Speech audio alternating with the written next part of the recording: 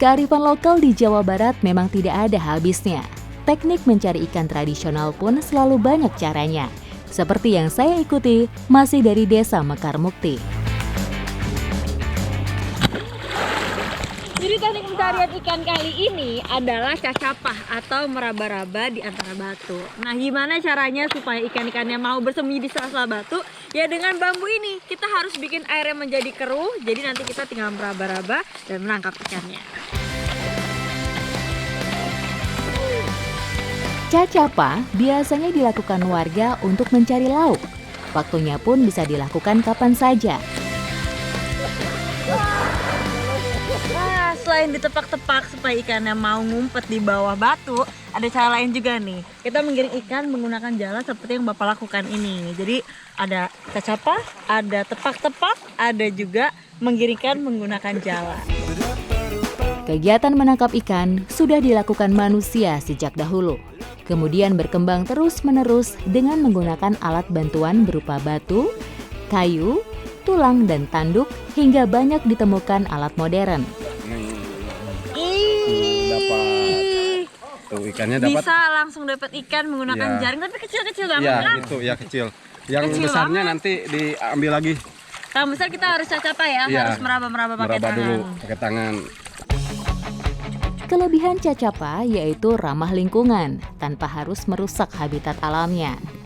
Terlihat mudah, tapi nyatanya cacapah butuh teknik khusus. Jadi ini nih salah satu kesulitannya dalam melakukan cacapah. Jadi kita harus cepat-cepat setelah kita tepak-tepak harus segera mungkin cari ikannya dengan cara cacapah, yaitu dengan meraba-raba di batu. Soalnya kalau kita telat sedikit nih kayak gini, ikannya udah kabur-kabur. Jadi kita harus lebih cepat dari ikan-ikannya.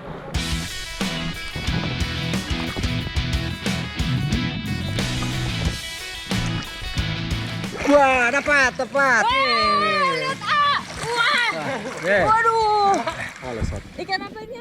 Ikan mujair. Ikan mujair. Iya. Aduh. Takut lepas ah. Iya, nggak Aduh, apa-apa aduh. lah. Ini tuh sungainya cukup dalam, jadi saya harus berenang terus kalau nggak saya tenggelam. Aduh, aduh, aduh, aduh.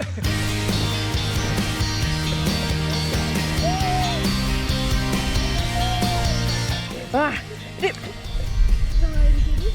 ada yang dalam, ada yang cetek juga. Terus mengagetkan gitu, tiba-tiba saya tenggelam. Sekali cacapah bisa memakan waktu berjam-jam, karena tak jarang ikan yang sudah digenggaman terlepas begitu saja. Hasil tangkapan ikan pun beragam jenis dan beragam ukuran. Aduh, nggak ada ah.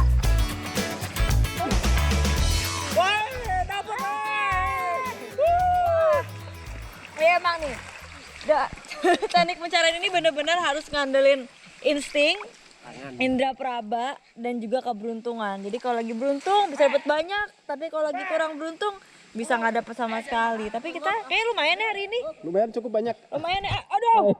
Cukup banyak, Dan cukup banyak. berhubung Cukup kita banyak, cukup mulai banyak ya. kedinginan dan juga lapar, mendingan Iya, langsung kita olah aja ya. ya. Ikuti jejak saya, jejak petualang.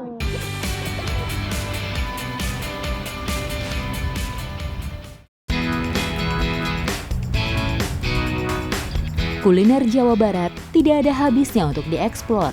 Begitu juga dengan cara memasaknya. Jawa Barat memiliki banyak sekali teknik memasak tradisional. Salah satunya seperti yang akan saya lakukan hari ini, yaitu teknik bubuy. Ikuti jejak saya, jejak petualang. Bubuy, salah satu teknik memasak yang lahir dari kreativitas warga. Semua bahannya berasal dari alam. Teknik memasak bubuy ini sebenarnya mirip dengan teknik memepes, tapi bedanya kalau biasanya pepes pakai daun pisang, ini menggunakan daun honje, yang ini adalah daun dari bunga kecombrang. Iya, yang lengket-lengket ya. Bukan hanya bunganya, bahkan batang dan daun honje sangat tinggi antioksidan. Hal ini karena kecombrang mengandung senyawa flavonoid, salah satu senyawa antioksidan yang membantu menangkal kerusakan sel dalam tubuh. Untuk membuat bumbu bubuy ini cukup mudah. Semuanya diiris aja tanpa harus ada yang diulek. Dan selain untuk bumbu bubuy, ini juga bisa digunakan untuk bumbu nasi liwetan. Ini udah selesai semua kita iris, mau langsung kita bungkus dengan daun honje ini. Zaman dahulu, banyak orang menggunakan daun sebagai pembungkus masakan. Meski terbilang tradisional, sampai sekarang teknik ini masih sangat digemari. Ini setelah ikan dan bumbu semuanya dimasukkan, langsung kita tutup daun honjenya. Dan daun honje ini selain fungsi utamanya untuk membungkus, dia juga dipercaya bisa membuat masakan menjadi lebih harum. Ini ya Bu, tutupnya.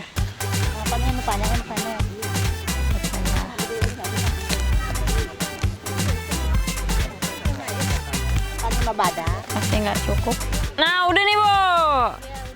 Nah, jadi setelah ikannya dibungkus dengan daun honje, dibungkus lagi dengan debong atau pelepah pisang. Nah, ini berfungsi supaya daun honjenya tidak terbakar. Jadi tetap bagus sampai matang nanti. Ini udah siap nih, tinggal kita bakar.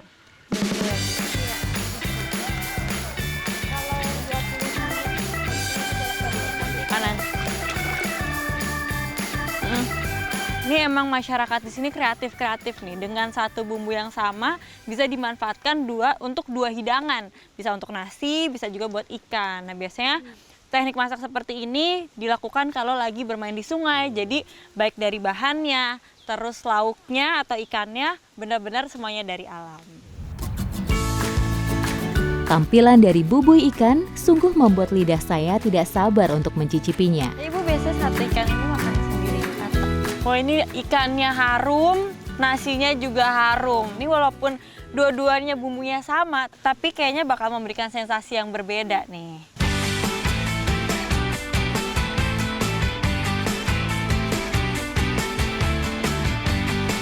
Bagaimana Bu? Mantap.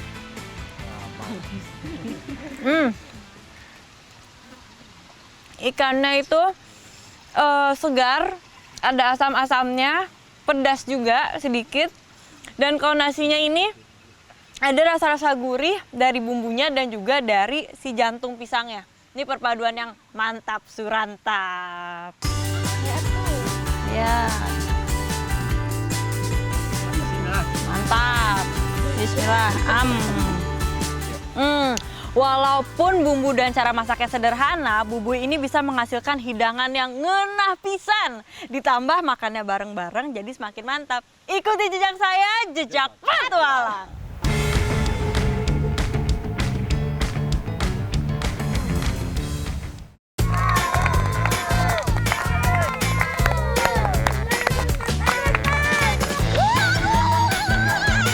Ini permainan motoran ini emang seru banget.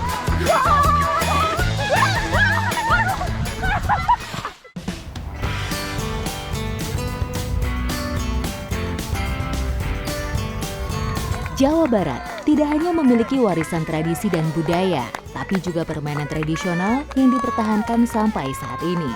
Salah satunya momotoran. Permainan yang biasa dimainkan warga desa Waluran, Sukabumi Selatan ini menggunakan kendaraan seperti motor.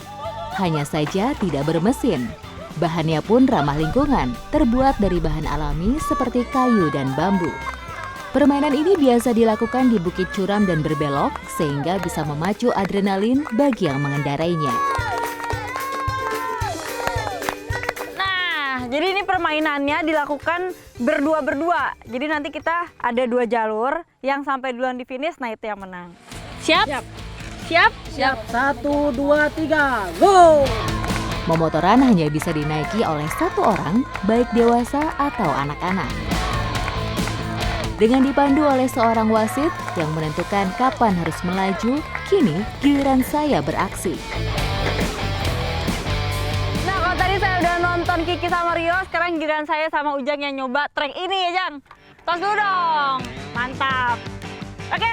Kita siap balapan. Ayo, 1, 2, 3. Rider harus bisa mengendalikan badan dan mengandalkan kaki untuk mengemudikannya. Di samping itu tidak ada rem, membuat kita harus cermat dan hati-hati dalam mengendalikannya.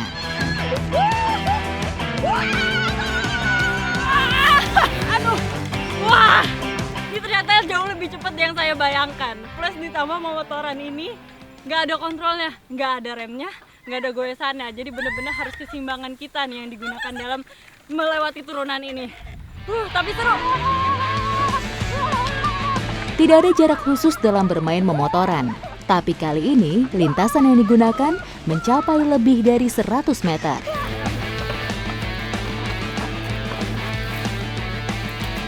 Permainan memotoran ini emang seru banget. Tapi untuk yang ketagihan seperti saya, butuh usaha nih untuk balik lagi ke titik startnya. Karena jaraknya jauh lebih dari 100 meter, ditambah ini menanjak. Tapi nggak apa-apa, karena saya mau main lagi. Memotoran dilakukan secara bergantian. Permainan ini butuh keberanian. Meski beresiko terjatuh, namun warga tetap antusias untuk berpartisipasi.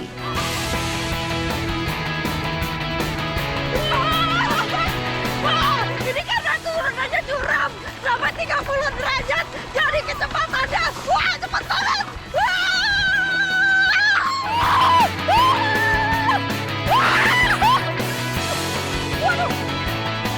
Ini lumayan.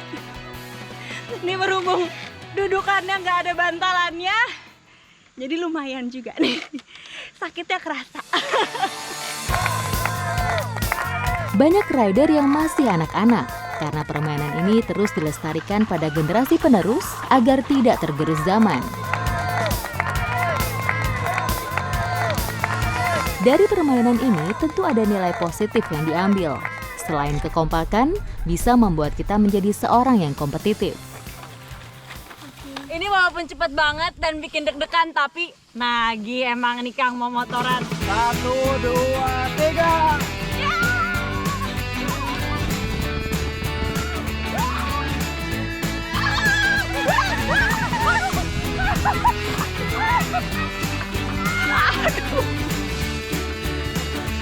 Aduh, baru bilang ketagihan nyusruk saya.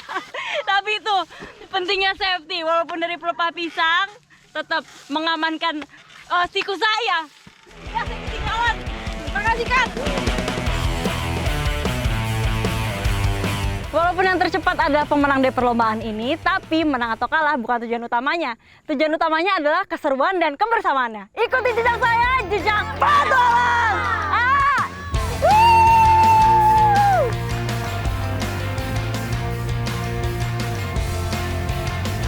Keseruan saat bermain membuat saya penasaran bagaimana warga desa Waluran membuat memotoran. Bukan cuma otomotif aja yang punya bengkel, tapi memotoran juga punya bengkel. Dan hari ini saya mau mencoba membuatnya dari awal. Ikuti jejak saya, jejak petualang. Butuh keahlian khusus untuk membuat setiap bagiannya, karena berpengaruh pada fleksibilitas gerakan memotoran. Kayu yang digunakan untuk memotoran ini biasanya menggunakan kayu mahoni. Seperti ini nih, karena kayu mahoni ini kuat dan dia jadi lebih tahan lama. Membuat memotoran juga tidak memerlukan waktu yang lama. Beruntung rasanya saya bisa ikut serta dalam permainan turun-temurun dan melihat proses pembuatannya. Ya, cobain. Nah, kalau dari ukuran memotoran ini biasanya disesuaikan sama yang nanti mau mengendarainya. Nah, ini nih kerennya warga desa Waluran. Walaupun zaman sudah modern, tapi tetap mempertahankan permainan tradisionalnya. Ikuti jejak saya, jejak petualang.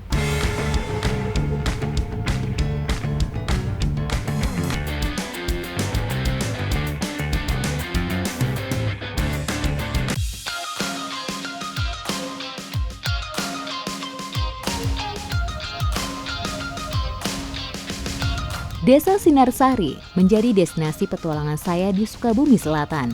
Mencari pohon yang bunganya menjadi menu favorit warga setempat. Pencarian yang akan saya lakukan di Desa Sirnasari hari ini bukan mencari buah, bukan juga binatang, tapi kami akan mencari kembang. Kembang apa itu? Ikuti jejak saya, jejak petualang. Kita taruh dulu masih. Ya. Hati ya, Bu. Nah, ini nih pohon dari bunga yang kita cari, bunga cebreng. Nah, ini dia emang tumbuh liar di kebun-kebun seperti ini, dan karena ini jauh jaraknya dan lumayan curam, kita harus ngambilnya menggunakan galah. Kalau di sini namanya gantar.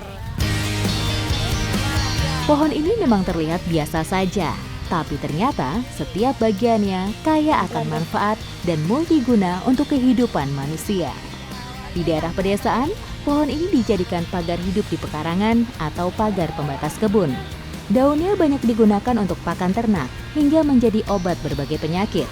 Bunga dari pohon gamal sering terlihat di seluruh pohon, meskipun dalam kondisi daun yang sangat sedikit. Nah, ini dia bunga cebrengnya. Nah, ini yang kita ambil itu yang sudah berbunga gini maupun yang kuncup-kuncup seperti itu. Nah, tapi kalau lihat nih, ini bentuknya mirip sekali sama lavender. Tarik Bu, rada jauh ini. Ya. Nah, ini cebreng ini sebenarnya adalah bunga musiman. Jadi cuman 1 tahun sekali aja dia mekarnya. Jadi kalau mau menikmati kelezatan dari bunga cebreng ini ya harus bersabar.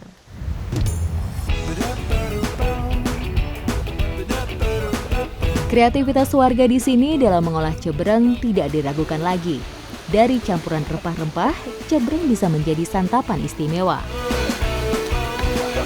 Di Desa Sirnasari ini biasanya bunga cebreng ini, cebreng.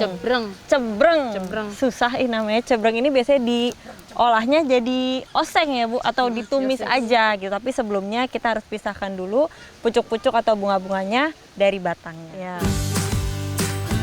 Untuk mengolah cebreng juga ada ketentuannya, supaya lebih mudah dimasak dan aman untuk dikonsumsi. Kita juga nggak bisa asal potek. Jadi yang kita pilih itu yang bunganya masih segar atau yang kuncupnya sudah cukup besar seperti ini. Kalau yang layu-layu seperti ini atau yang kuncupnya terlalu kecil seperti ini, itu nggak bisa kita pakai. Jadi kita buang aja.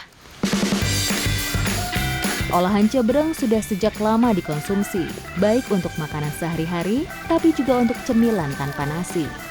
Sebelum dioseng dengan bumbu, cebreng direbus agar lebih lembut. Oh, jadi si cebreng ini kalau udah cebreng ini kalau udah direbus yang tadi warna ungu berubah jadi putih kehijau-hijauan. Bumbunya atau siap? Ini boleh langsung dimasakin? Semuanya ya.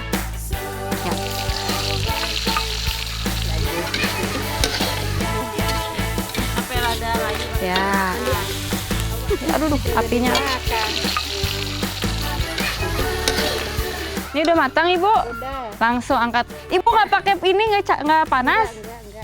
Enggak. Jagoan. Ini Bu, taruh Bu. Iya, sini aja ya. Tidak perlu waktu lama, oseng cebreng pun siap disantap.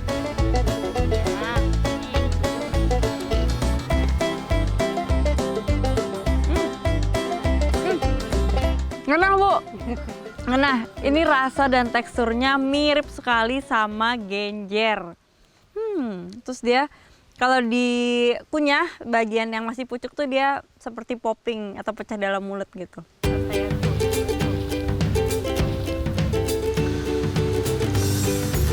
Dan muka cebreng ini udah dijadikan sumber makanan dari zaman nenek moyang ya Bu. Sudah sejak lama. Emang kalau kita perhatian sama alam pasti ada aja yang bisa dimanfaatkan.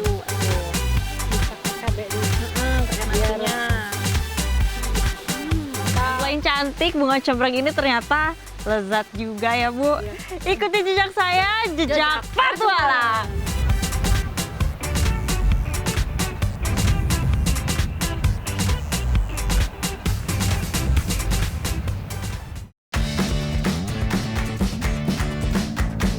Petualangan saya berlanjut mengikuti salah satu kegiatan rutin yang dilakukan secara gotong royong di Desa Mekar Mukti. Iya Pak. Nah kali ini saya akan mencari bambu yang akan dimanfaatkan di Desa Mekar Mukti. Penasaran jadi apa? Ikuti jejak saya, jejak petualang. Ini ya. Pak, saya bantuin ya Pak.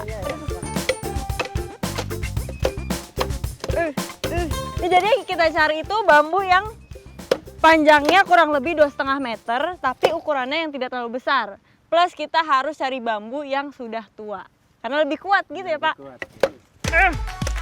Masa.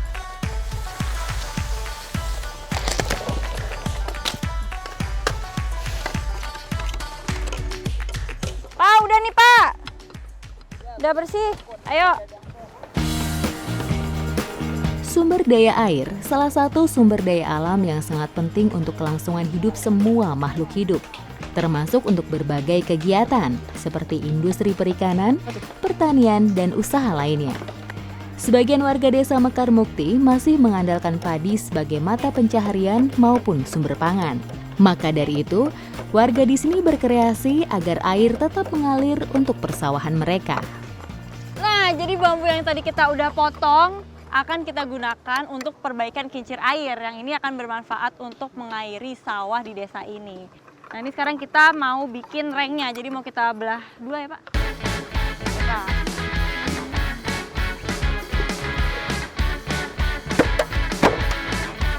Ini nggak bisa nih.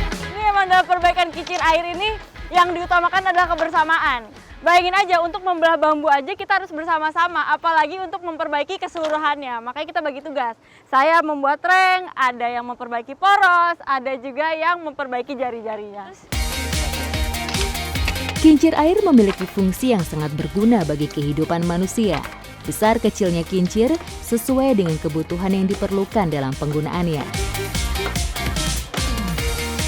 Nah, ini sambil nunggu bambunya dibersihin, saya mau ikut bantuin dalam perbaikan poros yang di belakang sana. Halo, Kang. Pemanfaatan kincir air dilakukan saat memasuki musim kemarau. Mereka mewarisi teknologi sederhana ini sejak puluhan tahun silam. Nah, yang sedang saya buat ini namanya pantekan. Pantekan ini berfungsi untuk memantek atau menahan. Jadi menahan jari-jarinya nanti di sini supaya jari-jarinya kuat dan nggak bergerak-gerak. Nah, ini porosnya atau kalau sih bilangnya bola. Bola-bola. Ini bola-bolanya sudah siap, mau langsung kita pasang ke kincirnya di sana. Ayo, Pak. Ini berat nih. Ya Allah. Cara kerja kincir air terbilang sederhana. Pembuatannya terbilang ekonomis, tanpa menggunakan alat mekanik dan sumber energi dari bahan bakar minyak atau listrik. Kincir hanya memanfaatkan daya dorong aliran air sungai. Nah, perbaikan kincir ini biasanya dilakukan paling enggak 1 tahun sekali. Tapi biasanya yang diperbaikin itu rengnya atau jari-jarinya juga. Tapi kalau untuk bola-bolanya ini dia kuat. Karena terbuat dari batang pohon nangka, jadi bisa kuat sampai 5 tahun. Udah itu. Kayu nangka termasuk ke Tinggal dalam tunggu ya. jenis kayu yang memiliki ketahanan yang cukup kuat, awet dan kebal terhadap serangan jamur atau rayap. Tidak heran warga memilih untuk menjadi bagian penting dalam kincir. Ini pemasangan jari-jarinya juga ada. Oh, di sini, Pak. Pemasangan jari-jarinya ada teknik khusus. Jadi harus dibuat presisi, terus dibentuk X, dan di bagian X-nya ini kita ikat yang kencang. Karena ini yang suka lepas ya, Pak.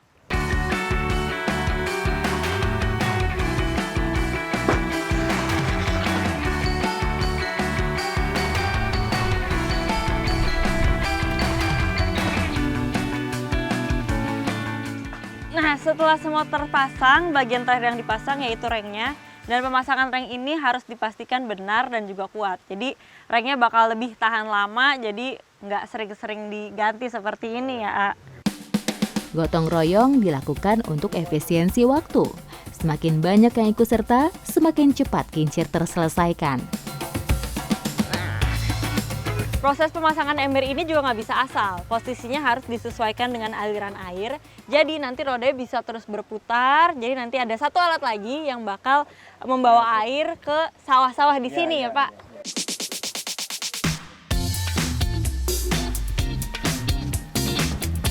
Ini nih yang namanya lodong. Jadi lodong ini berfungsi untuk membawa air yang nanti bakal disalurkan ke sawah-sawah. Lelah terbayarkan dengan selesainya kincir yang menjadi andalan warga dan semua komponennya berfungsi dengan sempurna. Nah, ini udah selesai nih proses pembetulan kincir air ini.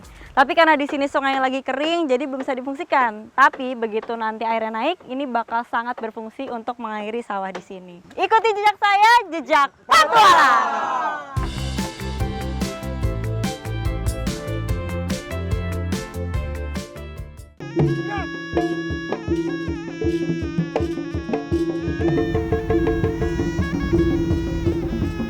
Ini adalah gerakan sparring, kalau di silat ini disebutnya duel. Petualangan saya berlanjut. menguji keberanian dengan salah satu bela diri yang ada di Sukabumi Selatan. Pencaksilat dikenal sebagai khasanah budaya tradisi yang multi aspek, meliputi aspek seni budaya, bela diri, olahraga, dan mental spiritual. Inilah yang membedakan dan menjadi kelebihan pencaksilat dari seni bela diri populer lainnya. Terlebih, pencaksilat memiliki berbagai aliran dengan keunikannya masing-masing.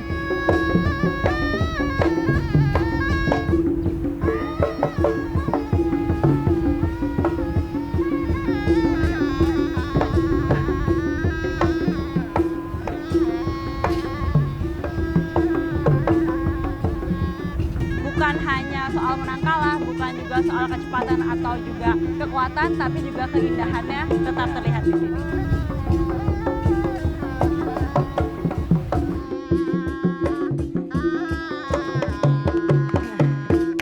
Itu tadi namanya apa nama gerakannya? Jadi gerakan sapuan. Yang kalau di silat namanya? Demonstrasi.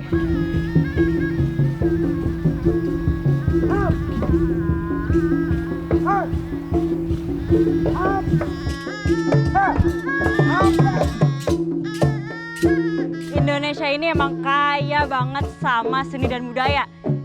Silat inilah salah satu kekayaan dari Indonesia yang harus tetap dijaga sampai kapanpun. Ikuti jejak saya, jejak petualang.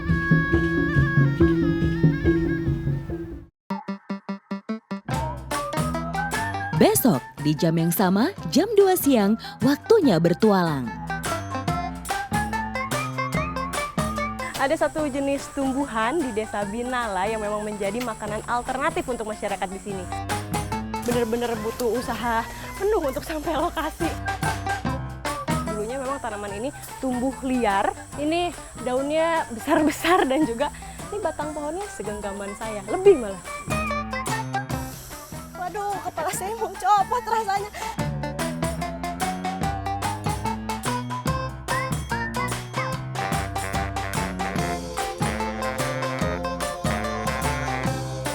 Kita harus menggali-gali pasir seperti ini untuk menemukan bahan makanan yang biasa dikonsumsi. Yalah, makanan apa ya? Ikuti jejak saya, jejak petualang. Akhirnya saya dapat. Nah, ini dia. Ini bentuknya seperti ini, dia agak-agak gendut ya. Kenyal tuh. Kayak jelly. Ini makan keras ya, Mama? Keras. Tadi kan kalau misalnya tadi sebelum dimasak dia agak keras, tapi kalau setelah dimasak dicampur sama semua bumbu yang tadi asam dan juga jeruk nipis, jadi enak banget, gurih.